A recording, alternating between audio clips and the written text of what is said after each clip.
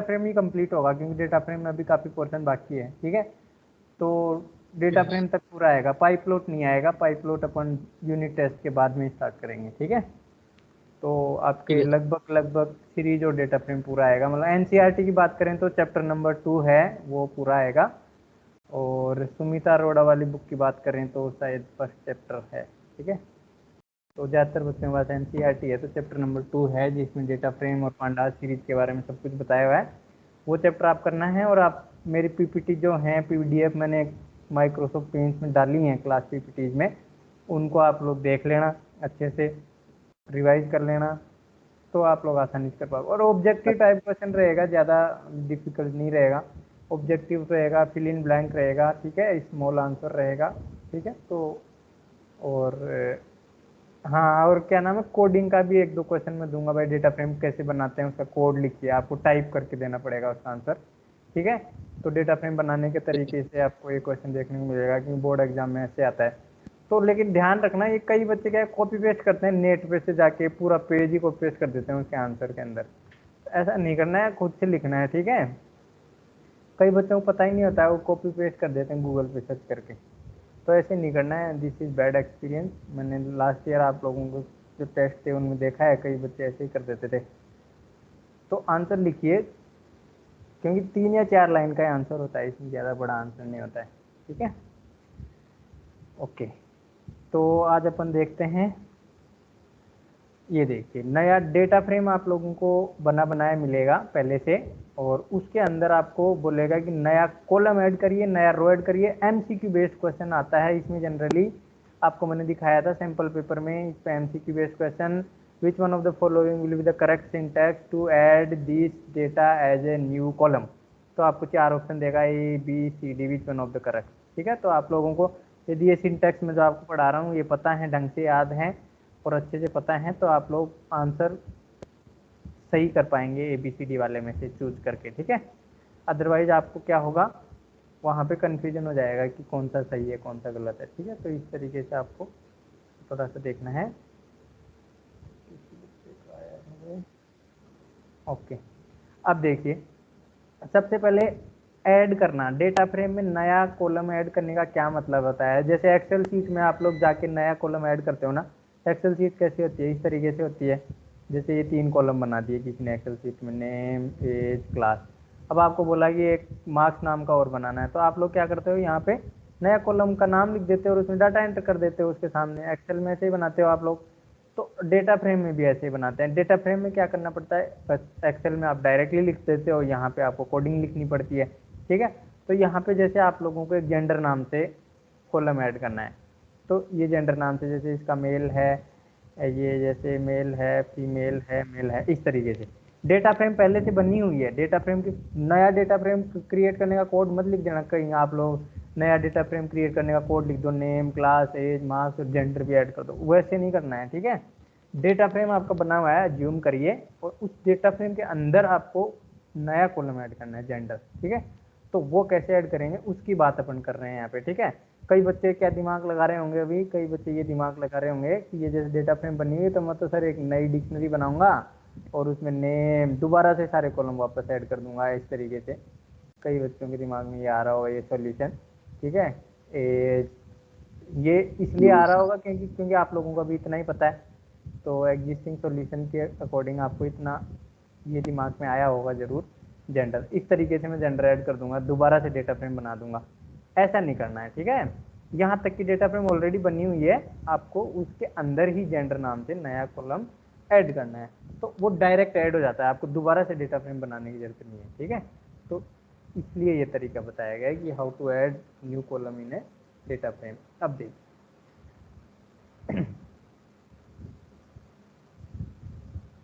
Add करने का मतलब तो ये हो गया। ठीक है, ऐड करना समझ में आ गया, डेटा फ्रेम में नया कॉलम ऐड करने का क्या मतलब है, ये समझ में आया सभी को, बताइए। Yes sir. यस और भी बच्चों को समझ में आया, सलमान को और गर्ल्स में जोयल मंडल को, इनको समझ में आया कि नहीं आया? आया सर, समझ में आया सर। ओके ओके, चलो अब देखिए, अब इसमें क्या करना है आप लोगों को, यहाँ पे मॉडिफाई करने का क्या मतलब है ये भी समझना है। मॉडिफाई करने का मतलब ये है कि जैसे मैंने सोहन की क्लास जब सोहन का नाम है, लेट्स सपोज मेरे को अबुल करना है या फिर एक्स वाई जेड करना है, जो भी करना है, सोहन मेरा गलत नाम एंटर हो गया, ठीक है, इसको चेंज करना है, तो इसको क्या बोलते हैं अपन, मॉडिफाई करना, ठीक है। मॉडिफाई करने का क्या मतलब होता है, पुराना डेटा पड़ा हुआ है उसके अंदर जाके चेंज करना, ठीक है। तो जैसे सोहन है, इसके बाद काट के मेरे को यहाँ पे अबुल करना है लेट्स सपोज, तो उसको क्या बोलते हैं, मॉडिफाई करना बोलते हैं, ठीक है। मॉडिफाई करना और ऐड करना नया कॉलम का सिंटैक्स सेम है। यदि कॉलम पहले से एग्जिस्ट करता है और उसको उसके अंदर आप नई वैल्यू असाइन कर रहे हो तो वो मॉडिफाई कर देगा। और यदि आपने कॉलम का नाम ऐसा दे दिया जो कॉलम इस डेटा फ्रेम में है ही नहीं और उसमें कोई वैल्यू असाइन कर रहे हो तो नया कॉलम ऐड हो जाता है। तो दोनों का सिंटैक्स सेम रहेगा। कंडीशन ये रहेगी कि यदि ऑलरेडी कॉलम एग्जिस्ट कर रहा है तो वैल्यू आपकी रिप्लेस हो जाएंगी पुरानी वाली नई वैल्यू से, और यदि वो वैल्यू वो कॉलम एग्जिस्ट ही नहीं करता डेटा फ्रेम में तो आपका नया कॉलम ऐड हो जाएगा, ठीक है। तो ये सेम सिंटैक्स याद रखना है, एक ही लाइन, लेकिन कंडीशन क्या होगी, यदि आपका ऑलरेडी कॉलम एग्जिस्ट करता है तो वैल्यू अपडेट होगी। ये चीज़ आपको अभी नहीं समझ में आ रही होगी, मैं एग्जांपल करूंगा तब समझ में आएगी, ठीक है। देखिए इधर एग्जांपल समझ में आएगी। तो देखो चार सिचुएशन हो सकती है यहाँ पे। Add a new column with same value for each row. एक ऐसा कॉलम ऐड करूँ मैं जैसे जेंडर, और सारे कॉलम्स के लिए, सारे रोज के लिए उसकी वैल्यू सेम हो, जैसे जैसे मेल मेल मेल मेल ऐसे, ठीक है। तो ये पहला केस है कि एक नया कॉलम ऐड करना और उस कॉलम की सारी वैल्यूज सेम रहेंगी, ठीक है। तो ये फर्स्ट तरीका हो गया। Second, new column with different values for each row. Second तरीका है, यहाँ पे किसी का मेल है, किसी का फीमेल है, किसी का मेल है, किसी का फीमेल है, ऐसे डिफरेंट डिफरेंट वैल्यूज हैं। तो ये दूसरा केस हो गया, ठीक है, जैसे सीरीज ऑब्जेक्ट मैंने आपको बताया था। Update the existing column with the same value for each row. Update the existing column with the same value, जैसे क्लास सब की मेरे को 12 करनी है, तो एक केस तो ये हो गया कि सारे कॉलम की वैल्यूज को सेम करना, अपडेट करना, ठीक है। जैसे पहले 12, 10, 9, 12, ये 12, 10, 9, 12 ये है, but I want to replace all these values with 10 let's suppose. तो this is the third case, ठीक है, अपडेट करना। ये पहले दो केस ऐड करने के हैं, सेकंड और थर्ड और फोर्थ केस आपके क्या करने के हैं, अपडेट करने के। अब अपडेट करना, जैसे इसकी एज मेरे को 15 करनी है, इसकी एज मेरे को जैसे 11 करनी है, इसकी 10 करनी है, इसकी 14 करनी है, तो ये अपडेट करना सारी वैल्यूज को अलग अलग वैल्यू से, ठीक है। तो ये चार केसेस हैं टोटल ऐड और अपडेट के अंदर। देखो सिंटैक्स अभी आपको समझ में नहीं आएगा, एग्जाम्पल करेंगे तब समझ में आएगा। देखो सबसे सिंपल सिंटैक्स है ये वाला। जैसे मेरे को यहाँ पे जेंडर नाम का कॉलम ऐड करना, तो सबसे पहले मैं क्या लिखूंगा, जैसे डेटा फ्रेम ऑब्जेक्ट, जैसे इसका नाम डीएफ है तो मैं लिखूंगा डीएफ, फिर यहाँ पे ब्रैकेट लगाऊंगा। फिर कॉलम की वैल्यू कैसे प्रिंट करते हैं ये आपको पता है ना। जैसे मेरे को जेंडर नाम से एक कॉलम ऐड करना है तो मैं यहाँ पे जेंडर लिखूंगा, ठीक है, और फिर यहाँ पे इक्वल्स टू लगा के, यदि मेरे को सेम वैल्यू देनी है, सारे रोज के लिए सेम वैल्यू देनी है, तो मैं सिंगल वैल्यू पास कर दूंगा, वॉट इट। और यदि मेरे को सभी की अलग अलग वैल्यू देनी है, लेट्स सपोज डीएफ जेंडर और इक्वल्स टू, तो मेरे को लिस्ट पास करनी पड़ेगी। मैंने आपको बताया था सीरीज ऑब्जेक्ट में भी ये चीज़ शायद किसी बच्चे को याद हो तो अपडेट करते टाइम। तो मेरे को यहाँ पे उतनी ही वैल्यू देनी है जितनी नंबर ऑफ रोज हैं इस डेटा फ्रेम में। कितनी नंबर ऑफ रोज हैं इस डेटा फ्रेम में, 4, तो 4 वैल्यू देनी पड़ेगी। लिस्ट बनाते टाइम 4 वैल्यू देनी पड़ेगी, ध्यान रखना एक भी कम दे दोगे तो एरर आएगी, ठीक है। भले वैल्यू कुछ भी दीजिए आप, but the number of values should be equal to the number of rows in data frame, otherwise you will get an error that you are trying to insert the values with size 3 but actual size is 4 like this, ठीक है। तो इससे क्या होगा, आपका नया column add हो जाएगा। ये बात समझ में आई कि नया कॉलम कैसे ऐड करना है, सेम वैल्यू के साथ में और डिफरेंट वैल्यू के साथ में, बोलिए। Yes sir. ओके, यस अब सर। और बच्चों को भी समझ में आया ना, और बच्चे बोलते नहीं। मोस्टली दास अपना माइक म्यूट करे। समझ में आया है कि नहीं, ये बताना है, माइक अनम्यूट नहीं करना है ना। काजी बारुल के नाम से जो आईडी है इससे कौन बच्चा लॉगिन है, इसको समझ में आया क्या, काजी बारुल के नाम से।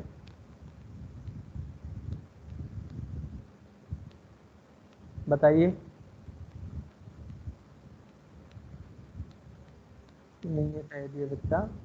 और कौन है? जायद मजूमदार को समझ में आया? जायद मजूमदार, जायद मजूमदार आवाज सुन रहा है? ये भी नहीं है शायद। नीता सिंघा की आईडी से कौन लॉगिन है? नीता सिंघा, नीता सिंघा हाँ सर आया। कौन हो? तुम्हारा क्या नाम है? सर गायत्री। ओ गायत्री। तो गायत्री तुम्हें समझ में आ रहा है सारी क्लासेस? रेगुलर हाँ ले रहे हो सर। क्लास? ओके, चलो वेरी गुड। ओ ये रेणुका त्रिपुरा को समझ में आया क्या? रेणुका त्रिपुरा को, रेणुका रियांग। आज आपको है ना आपकी आईडी भी मिल जाएगी, ओरिजिनल आईडी, ठीक है? ओरिजिनल आईडी और पासवर्ड आपको इस क्लास के बाद में मिल जाएंगे, ठीक है? तो जो बच्चे किसी दूसरे स्टूडेंट की आईडी से लॉगिन कर रहे हैं उनको दूसरे स्टूडेंट की आईडी से लॉगिन करने की जरूरत नहीं है, उनको अपनी खुद की आईडी मिल जाएगी, ठीक है? व्हाट्सएप के ग्रुप में। तो आप लोगों को कल से क्या करना है, उस आईडी से लॉगिन करना है, ठीक है? पासवर्ड आपको इंडिविजुअली मैं बताऊंगा, आप लोगों को आईडी मिलेगी व्हाट्सएप ग्रुप पे। पासवर्ड के लिए मेरे को इंडिविजुअली मैसेज करना सब लोग, ठीक है? ठीक है सर। ओके। तो सबकी अब जैसे तुम शुक्ला दास से लॉगिन हो तो तुम्हारी आईडी बन गई है सूरज, ठीक है? तो तुम्हें आईडी मिल जाएगी। Yes sir. पासवर्ड से, पासवर्ड के लिए मेरे को व्हाट्सएप मैसेज करना, ठीक है? ठीक है सर। ओके। पासवर्ड किसी बच्चे को चेंज नहीं करना, ये ध्यान रखना है ना। सभी बच्चों को जो मैं पासवर्ड दूंगा उसी से लॉगिन करना है, चेंज नहीं करना। चेंज कर दोगे ना तो फिर रीसेट नहीं होता है, बहुत मुश्किल है यहाँ से रीसेट होना, 2-3 दिन रीसेट नहीं होता है, फिर आप लोगों की क्लास लॉस्ट हो जाएगी, ठीक है? तो इसलिए ध्यान रखना, समझ गए? तो ये आपको ध्यान रखना है। अब देखिए नेक्स्ट है यहाँ पे, अब देखिए, तो ये देखिए सिंटैक्स यहाँ पे। अभी देखो मैंने लॉक और एट से और आई लॉक से भी आप ऐड कर सकते हो नया कॉलम, बट वो मैंने अभी नहीं बताया, ठीक है? अभी मैंने सिंपली आपको जस्ट यही बताया, इतना सा, ठीक है? तो अब देखिए यहाँ पे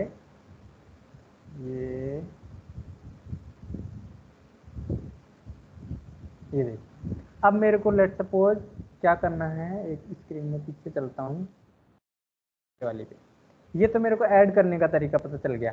अब मेरे को जैसे यहाँ पे क्या करना है, नया कॉलम, पुराने कॉलम में वैल्यू चेंज करनी है। लेट सपोज मेरे को क्लास कॉलम में सभी की वैल्यू 10 करनी है, अपडेट करना है, ठीक है? इसको अपडेट बोलेंगे क्योंकि पुराना कॉलम पहले से एग्जिस्ट है।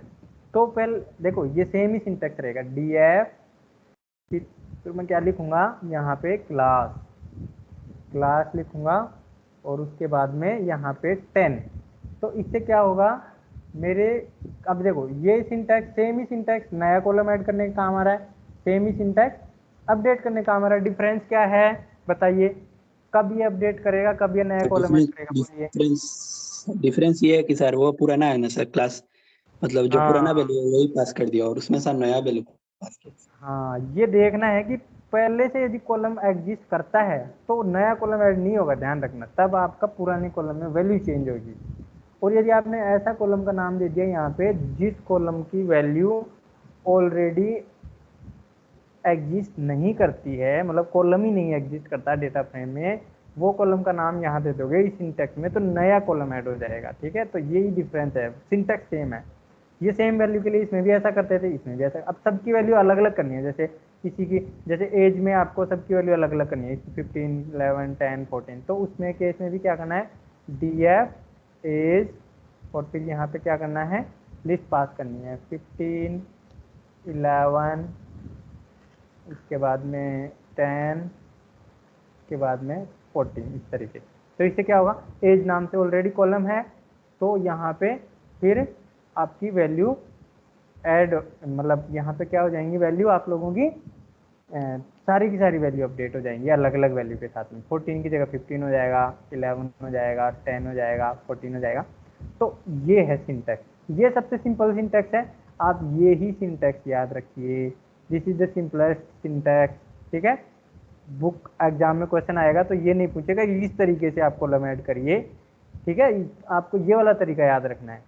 ये 2 तरीके और दिए हुए हैं, आप जिन बच्चों को और एक्स्ट्रा जानना है मज़ा आता है प्रोग्रामिंग करने में, तो वो बच्चे ये सिंटैक्स भी याद रख सकते हैं लॉग का यूज करते हुए।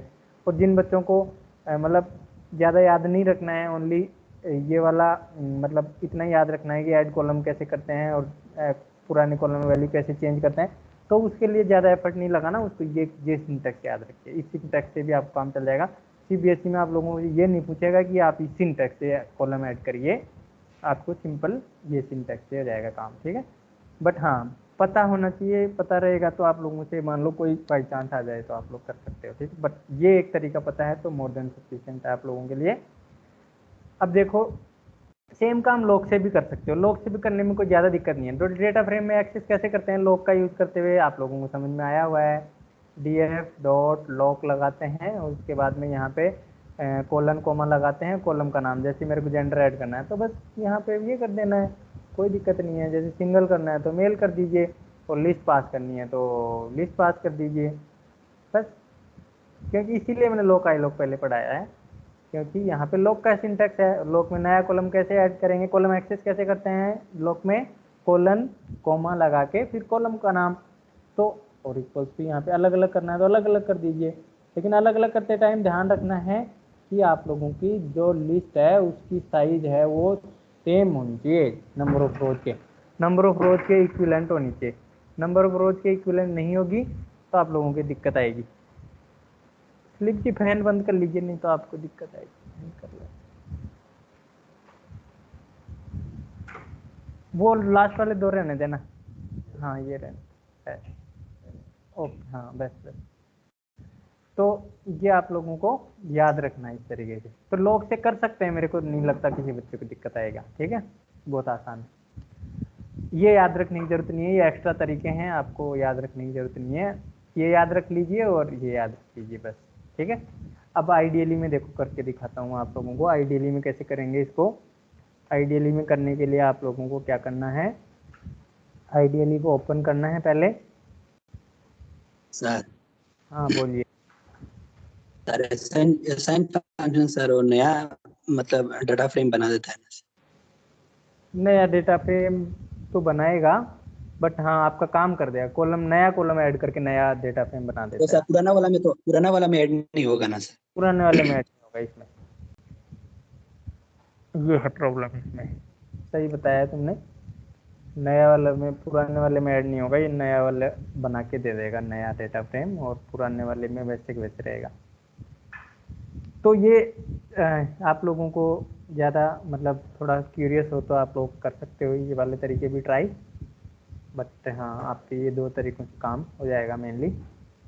अब देखिए आइडियली में देखिए यहाँ पे, ये यहाँ पे देखिए डेटा फ्रेम बनाऊंगा मैं। डेटा फ्रेम बनाने के कई तरीके हैं, आप किसी भी तरीके से बना लीजिए। सिंपल तरीका मैं यूज करूँगा मेरा वाला, पांडाज एचपीडी लिखना है, और उसके बाद में फिर आपको क्या करना है, यहाँ पे देखिए क्या करना है, इंपोर्ट होने दो इसको।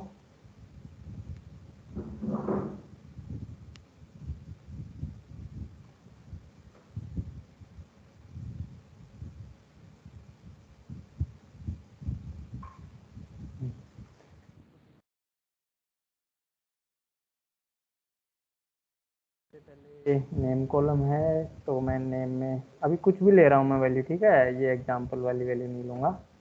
ए बी सी डी आपको जो लगे वो ले लेना,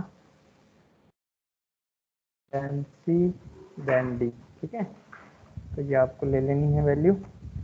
फिर यहाँ पे है क्लास, यहाँ पे है कॉमा 10 कॉमा, ठीक है। उसके बाद में पेज,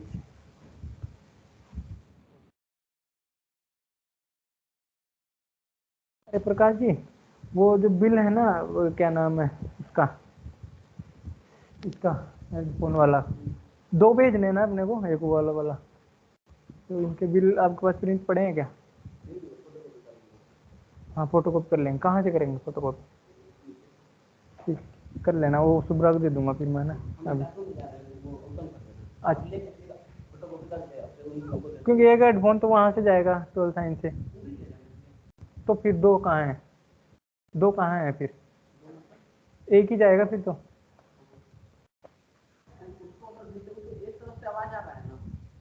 रहने दे, रहने दो फिर, छोड़ो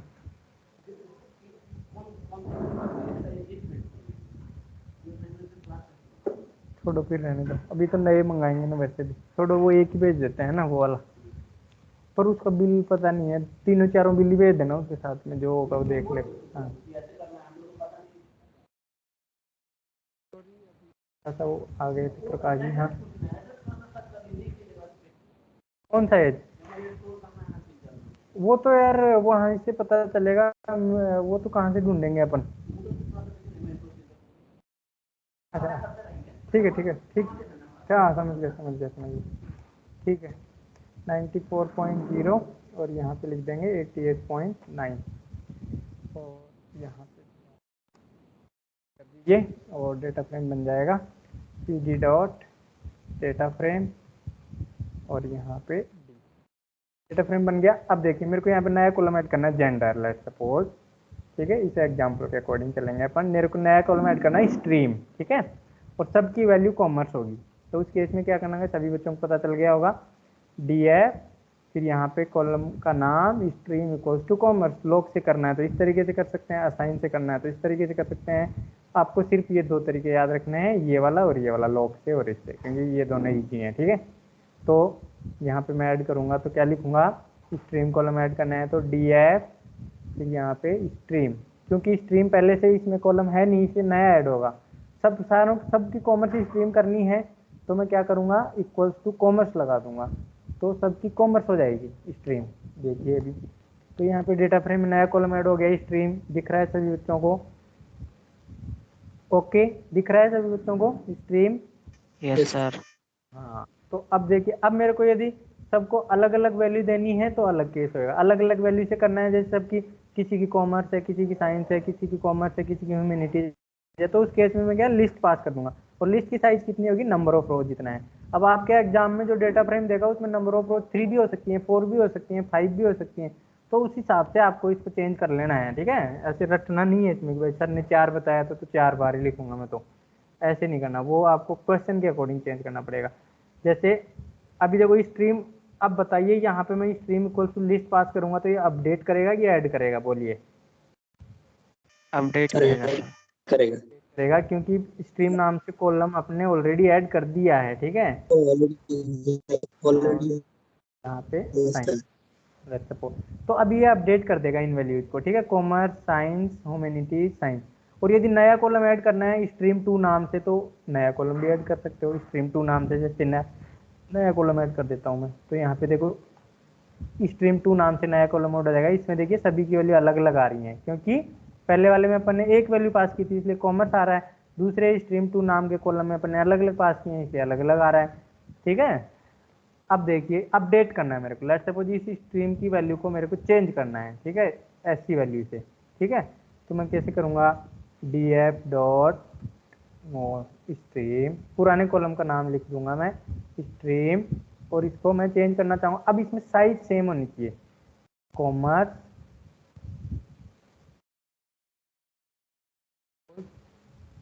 ह्यूमैनिटीज,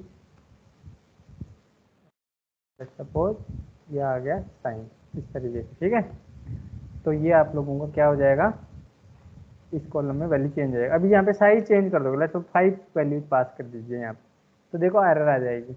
क्यों आ गई, क्योंकि 4 वैल्यूज ही एक्सपेक्टेड है, लेकिन आपने यहाँ पे 5 पास कर दिया इसलिए एरर आ गई, ठीक है। तो अभी 4 रो हैं तो 4 ही वैल्यू आपको देनी है, समझ रहे हो। df तो स्ट्रीम में मेरे को 4 ही वैल्यू देनी है एक्जैक्टली, इक्वल्स टू लिस्ट में जैसे कॉमर्स, साइंस, कॉमर्स, और यहाँ पे लेट्स सपोज,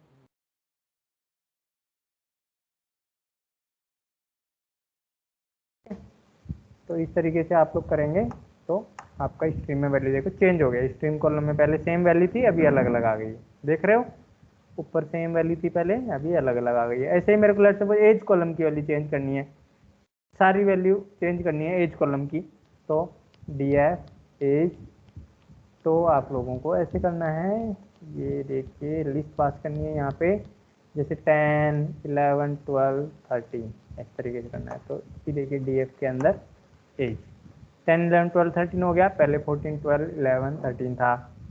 समझ गए? समझ गए सभी बच्चे? अपडेट करना, ऐड करना नया कॉलम। Yes sir. तो ये पीपीटी आप लोग देख लेना, आपको वहाँ मिल जाएगी। सेम काम आप लोग से भी कर सकते हो, लोग से आप लोग कर लेना, क्योंकि लोग आपको ऑलरेडी समझाया हुआ है, वेरी सिमिलर। ठीक है, ओके। तो ये आप लोगों का यहाँ अपडेट और ऐड का काम खत्म हो जाता है। अब मैं आपको एक दो क्वेश्चन दिखाता हूँ जो CBSE में आए हुए हैं, आप उनको आंसर कर सकते हो। अब देखिए CBSE में पिछले साल का जो सैम्पल पेपर है उसमें जो क्वेश्चन आया है वो दिखाता हूँ इस टॉपिक के ऊपर।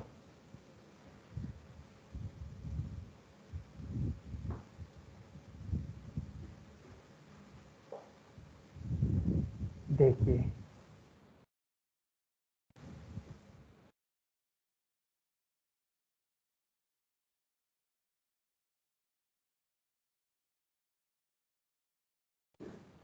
ये देखिए, Mr. Sharma, the class teacher wants to add a new column. The scores of the grade with the values A, B, A, to the data frame. Help her choose the command to do so. बताइए कौन सा answer है?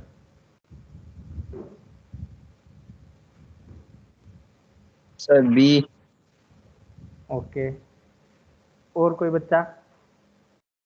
Sir both B and C। Sir D answer D sir. D. और कोई बच्चा? Answer D है sir. D D final? Sir. और कौन कौन बच्चा बोल रहा है? और कोई बच्चा बताना चाहता है? देखो बी का एक ही बच्चा आया है, डी के 3 बच्चे आ गए। और बताइए कोई और कौन कौन बोल रहा है बी और डी?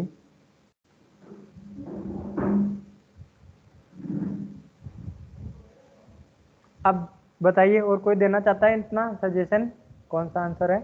देना चाहता है कोई जवाब? और कोई नहीं देना चाहता? सुदीप शुक्ला, ये सब लोग भी जवाब दीजिए। अभी पढ़ाया ये टॉपिक, इसी से क्वेश्चन है। ओके, अब ये बताइए, जिसने बी बताया ना वो ये बताइए कि डी आंसर क्यों नहीं है? सॉरी सर, मैं लास्ट वाला आंसर नहीं देखा सर, बहुत है। चलो, तो तुम भी डी करना चाहते हो अब, हैं? Sir D. ओके, एक्चुअल में बी ही सही आंसर है, डी गलत है इसका आंसर। ठीक है, तो तुमने सर पहले सही बताया था। उसमें सर तो देखो बोर्ड सर एग्जाम में सीनियर ऐसे गलती कर देते हैं अपन। बोर्ड एग्जाम में अपन ने खुद ने बी आंसर किया, लेकिन दूसरा डी कर रहा है तो अपन भी डी कर देते हैं। ऐसा नहीं करना है। B is the right answer here, because loc के सिंटैक्स में मैंने बताया था, लॉग में यदि आपको कॉलम ऐड करना है तो आपको कोमा कॉलम ऐड करना पड़ेगा, अदरवाइज नहीं होगा। ठीक है, तो इसलिए डी आंसर नहीं होगा, इसका आंसर बी ही होगा, क्योंकि DF ग्रेड और ये वाला। तो राइट आंसर इज बी। तो आप लोग थोड़ा सा सोचा करिए, क्योंकि देखो सोचिए, यहाँ पे लॉग का सिंटैक्स मैंने बताया, अभी आपको पीपीटी में भी दिखाया मैंने। लॉग के सिंटैक्स में मैंने क्या दिया था? Colon comma. अभी यहाँ पे रो ऐड करने का ऑप्शन होता है ना, तो ये आंसर सही हो जाता। सी वाला रो ऐड करना होता है, ये रो ऐड कर देगा। यहाँ पे लॉग में ग्रेड डायरेक्ट पास करोगे ना, तो ये रो ऐड करेगा इसको एज ए रो। ठीक है, तो इसलिए अभी क्वेश्चन में कॉलम ऐड करना पूछा है, इसलिए B answer is the right answer. Okay, तो समझ में आया? देखो कितना टिपिकल क्वेश्चन है, कॉन्सेप्ट को माइन्यूटली देखना है आप लोगों को। अब देखिए, और तो कोई क्वेश्चन इसमें आया नहीं है साइड डेटा फ्रेम ऐड करने से। तो ऐड करने से एक दो क्वेश्चन आता है, अब इसमें रो ऐड करने का आ सकता है नेक्स्ट ईयर मान लो। ठीक है, तो आपको ध्यान से देखना है।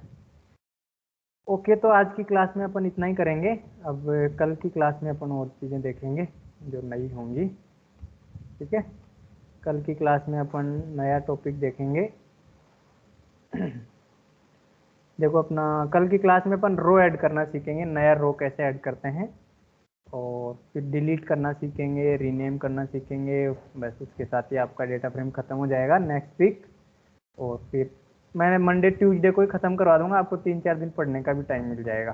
ठीक है, रिवाइज करने का भी, और अपन भी रिवाइज कराएंगे क्लास में 2-3 दिन। जितना अपन ने पढ़ा आगे नहीं जाएंगे अपन। अब यहाँ टॉपिक नंबर 20 पे आपका यहीं पे स्टॉप कर देंगे अपन, और उसके बाद में फिर आपका रिवीजन करवाएंगे क्वेश्चन आंसर के फॉर्मेट में। फिर यूटी के बाद में अपन ये वाला टॉपिक पिक करेंगे, ठीक है। तो आज की क्लास में इतना ही, अब आप लोग लेफ्ट कर सकते हैं। किसी को डाउट हो तो बोलिए।